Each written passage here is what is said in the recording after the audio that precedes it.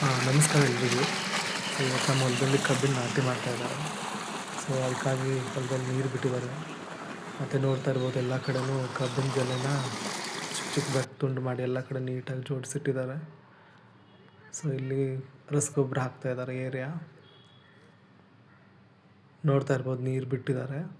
So ಆ ನೀರು ಪ್ರತಿಯೊಂದು ಲೈನ್ಗೂ ಹೋಗುತ್ತೆ. ಎಲ್ಲೆಲ್ಲಿ ಕಬ್ಬದ್ದು ಚಿಕ್ಕ ಚಿಕ್ಕ ತುಂಡು ಇಟ್ಟಿದ್ದಾರಲ್ಲ ಅಲ್ಲಿ ಪ್ರತಿಯೊಂದು ಸಾಲಿಗೂ ಹೋಗುತ್ತೆ.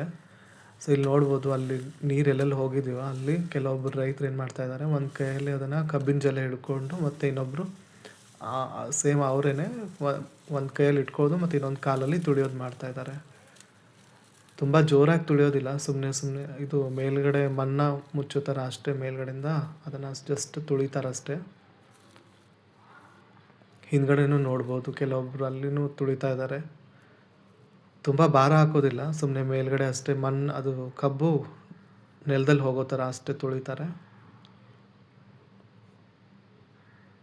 ಸೊ ಈ ಥರ ಕಬ್ಬಿಂದು ನಾಟಿ ಮಾಡ್ತಾರೆ.